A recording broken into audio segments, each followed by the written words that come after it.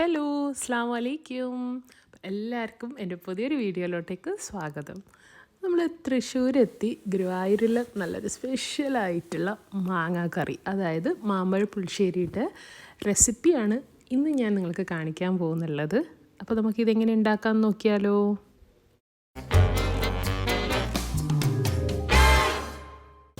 അപ്പം മാമ്പഴ പുളിശ്ശേരിക്ക് വേണ്ടിയിട്ട് ഞാനിവിടെ 5 മാങ്ങ എടുത്തിട്ടുണ്ട്. എന്നിട്ട് മാങ്ങയുടെ പൾപ്പ് മാത്രം എടുത്തിട്ടാണ് കേട്ടോ ഉള്ളത്. ഇതെന്തുകൊണ്ടെന്ന് വെച്ചാൽ ഇത് നിങ്ങൾ ഓൾറെഡി എനിക്ക് വേണ്ടിയിട്ട് ഉമ്മയുടെ പ്രിസർവ് ചെയ്ത് വെച്ചിട്ടുണ്ടായ മാങ്ങയാണ്. പിന്നെ 4 പച്ചമുളകും കൂടി വെട്ടിയിട്ട് കൊടുക്കുന്നുണ്ട്. ഇനി ഇതിലേക്ക് 1.5 ടേബിൾ സ്പൂണ് മഞ്ഞൾപ്പൊടിയും കൂടി ചേർത്തിട്ട് നമ്മൾ ഈ ഒരു മാങ്ങ കുതിർക്കുന്ന രീതിയിൽ വെള്ളം ഒഴിച്ചു കൊടുത്തിട്ട്, അതായത് 1 കപ്പോളം വെള്ളം ചേർത്തിട്ട് നമുക്കിതിനെ വേവിച്ചിട്ട് എടുക്കണം കേട്ടോ. ഒന്ന് നന്നായിട്ട് ഒരു 10 മിനിറ്റോളം വേവിക്കാൻ വേണ്ടിയിട്ട് നമുക്ക് വെക്കണം. അപ്പം നിങ്ങൾ ശരിക്കും പറഞ്ഞാൽ ഉണ്ണിമാങ്ങ കിട്ടൂലേ, അതാണെങ്കിൽ കുറച്ചുകൂടി നല്ലതാണ്. ഇനി ആ സമയത്ത് നമുക്ക് ഇതിന് വേണ്ടിയിട്ട് ഞാൻ 1.5 മുറി തേങ്ങ ആണ് എടുത്തിട്ടുള്ളത്. അതായത് ഒരു തേങ്ങയുടെ 1 മുറിയും പിന്നെ മറ്റതിൻ്റെ പകുതി മുറിയും. പിന്നെ അതിലേക്ക് 1.5 ടേബിൾ സ്പൂണ് നല്ല ജീരകവും കുറച്ച് തൈര്, കുറച്ച് പുളിയുള്ള തൈര് വേണം കേട്ടോ, അതും കൂടി അടിച്ചു കൊടുക്കാം.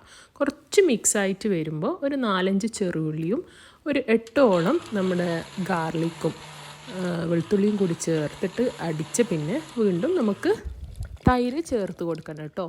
എന്നിട്ട് ഒന്നും കൂടി നന്നായിട്ട് പേസ്റ്റ് ആക്കിയിട്ട് നമുക്ക് എടുക്കാം. അപ്പം ഞാനിക്ക് ഇവിടെ ആവശ്യം വന്നത് 1 കപ്പ് തൈരായിരുന്നു കേട്ടോ.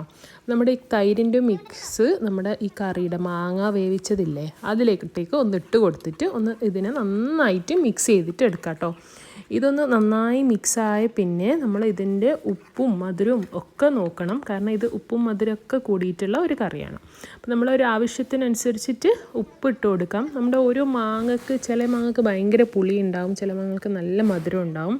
അപ്പോൾ എൻ്റെ മാങ്ങ ഒരു മീഡിയം മധുരമായിരുന്നു. അതുകൊണ്ട് തന്നെ ഞാനിവിടെ ഇപ്പോൾ 2 ടേബിൾ സ്പൂൺ പഞ്ചസാര ഫസ്റ്റ് ആഡ് ചെയ്ത് കൊടുത്തിട്ട് ഒന്ന് നോക്കണം, കാരണം ഇതിന് രണ്ടും ഒരു ബാലൻസായ രീതിയിലാണ് നമുക്ക് വേണ്ടത്. ഓക്കെ, എന്നിട്ട് പിന്നെ കുറച്ച് കറിവേപ്പിലയും കൂടി ഇട്ട് ഒന്ന് നന്നായി മിക്സ് ചെയ്ത് കൊടുത്ത പിന്നെ ഒന്ന് തിള വരും വരെ നമുക്ക് വെയിറ്റ് ചെയ്യാം. ഇങ്ങനെ നിങ്ങൾക്ക് കാണുന്നുണ്ടോ, ആ സൈഡിലൊക്കെ ഇങ്ങനെ ബബിൾസ് വന്നു കഴിഞ്ഞാൽ നമുക്കിത് ഓഫ് ചെയ്ത് മാറ്റാം.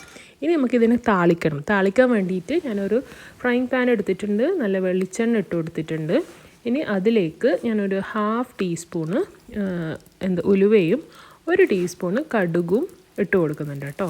ഇതൊന്ന് പൊട്ടി വരട്ടെ. ഇത് പൊട്ടി വരുന്ന സമയത്ത് 3 ചുവന്ന മുളകും കൂടി ഇതിലേക്ക് ആഡ് ചെയ്ത് കൊടുക്കുന്നുണ്ട് കേട്ടോ. എന്നിട്ട് ഇതിനെ നന്നായിട്ട് നമുക്ക് മിക്സ് ചെയ്തിട്ട് കൊടുക്കാം. ഇത് ഏകദേശമായി വരുമ്പോഴാണ് നമ്മൾ ലാസ്റ്റായിട്ട് കുറച്ച് കറിവേപ്പിലയും കൂടി ആഡ് ചെയ്ത് ഒന്ന് താളിച്ചത് നമ്മുടെ മാങ്ങ കറിക്ക് ഒഴിച്ച് കൊടുക്കുകയാണ്. നല്ല സൂപ്പറായിട്ടുള്ള സംഭവമാണ് കേട്ടോ. ഇത് ഇരിക്കും തോറും ഭയങ്കര ടേസ്റ്റാണ്. പിറ്റേ ദിവസമൊക്കെ കൂട്ടുമ്പം ഭയങ്കര ടേസ്റ്റാണ്. നിങ്ങൾ എന്തായാലും ട്രൈ ചെയ്ത് നോക്കണം. നല്ല എളുപ്പത്തിൽ സിമ്പിളായിട്ട് ചെയ്യാൻ പറ്റുന്ന ഒരു സംഭവമാണ്.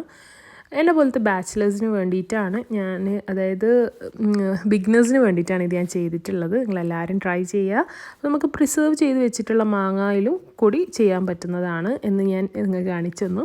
ട്രൈ ചെയ്യുക. അപ്പോൾ വീണ്ടും നല്ലൊരു വീഡിയോയിൽ കാണുന്നവരേക്കും it's me Nashwana signing off. Bye. അതിനു മുമ്പായി എൻ്റെ ചാനൽ സബ്സ്ക്രൈബ് ചെയ്യാത്തവരൊന്ന് സബ്സ്ക്രൈബ് ചെയ്ത് സപ്പോർട്ട് ചെയ്യണേ. ബൈ.